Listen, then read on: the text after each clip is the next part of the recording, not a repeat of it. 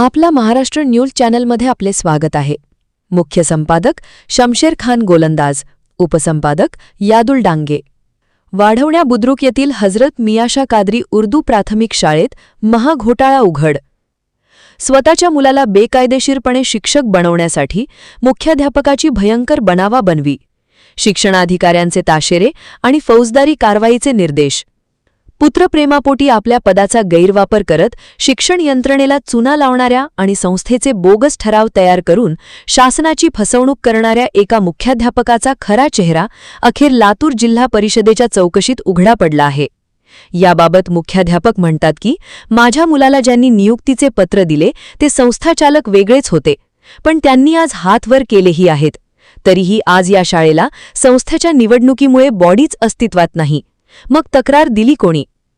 वाढवणा बुद्रुक येथील हजरत मियाशा कादरी उर्दू प्राथमिक शाळेचे मुख्याध्यापक जमादार फतरुद्दीन गैबीसाब यांनी स्वतःच्या मुलाला रियाजुद्दीन फतरुद्दीन जमादार याला नियमबाह्य पद्धतीने शिक्षणसेवकपदी रुजू करण्यासाठी बनावट सह्या, खोटे कागदपत्र आणि शालेय समितीचा बनावट ठराव तयार केल्याचे निष्पन्न झाले आहे। या प्रकरणी शिक्षणाधिकारी प्राथमिक जिल्हा परिषद लातूर यांनी मुख्याध्यापकावर शिस्तभंग आणि फौजदारी कारवाई करण्याचे कडक आदेश दिले असून मुलाची वैयक्तिक मान्यता पूर्णपणे फेटाळून लावली आहे। शिक्षण विभाग, पंचायत समिती उदगीर व जिल्हा परिषद लातूर यांच्या चौकशी अहवालानुसार व तक्रारीच्या सुनावणीत पुढील गंभीर बाबी समोर आल्या आहेत। 1. शाळा व्यवस्थापन समितीला अंधारात ठेवले। शाळा व्यवस्थापन समितीचे अध्यक्ष अनवरखां करीमखां पठाण यांच्या चौकशीत स्पष्ट झाले की मुख्याध्यापकाने आपल्या मुलाला शिक्षणसेवक म्हणून नियुक्ती देण्यासाठी समितीचा कोणताही ठराव घेतला नाही। बनावट सह्या करून बोगस प्रस्ताव शिक्षणाधिकाऱ्यांकडे सादर केला गेला। 2. संस्थेच्या कार्यकारिणीची फसवणूक। डॉक्टर जाकीर हुसेन शिक्षण प्रसारक मंडळ वाढवणा बुद्रुक चे अध्यक्ष, सचिव आणि सदस्यांनी, ज्यात मौजन अकबर मदारसाब, देशमुख पुरुषोत्तम माधवराव देशमुख, बागवान चांदपाशा दाऊदसाब इत्यादींचा समावेश आहे, यांनी लेखी निवेदनात स्पष्ट केले की संस्थेने रियाजुद्दीन जमादार याच्या नियुक्तीबाबत कोणताही ठराव घेतला नाही। 3. खरी निवड दडपून मुलाची बेकायदेशीर नियुक्ती।